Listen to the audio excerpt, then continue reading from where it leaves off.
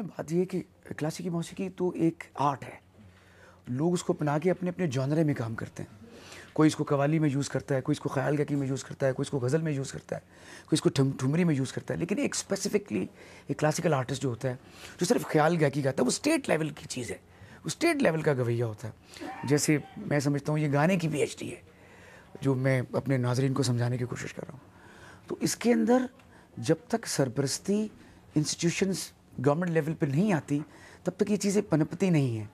अपनी ज़ात पर इसको सीखना और करना और इसको कहाँ इस्तेमाल करना, ये बिल्कुल एक दूसरी बात है।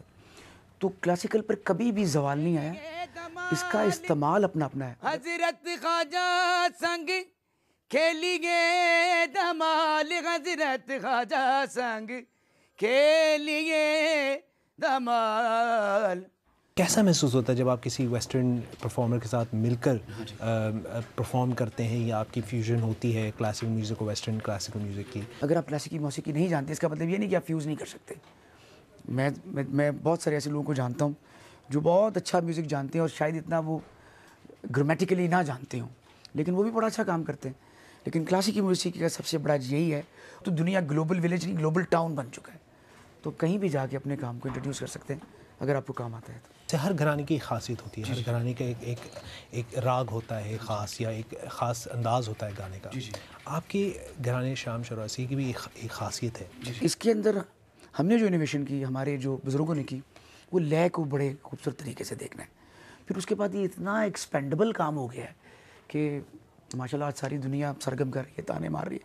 लेकिन सबसे पहले मेरे चचा उस्ताद सलामत अली खान, मेरे वालिद साहब ने इस तरह का काम किया। बल्कि मुझे एक और चीज़ याद है, मेरे पास एक बड़ी यूनिक तस्वीर भी है, कभी हुआ तो मैं आपको शेयर करूँगा तस्वीर कि नज़ाकत अली खान साहब और सलामत अली खान साहब ने कवाली भी की हुई है। और जो आज आपने खान साहब का अंदाज़ सुना है, नुसरत अली खान साहब का, ये सलामत अली खान साहब ने आज से कोई 50 साल पहले ये अंदाज़ सुनाया भी हुआ है। मेंढा जिस्म भी तू,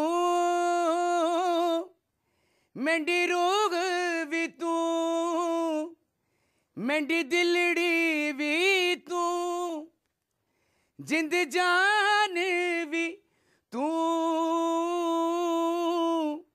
हो मेरे मौला मौला।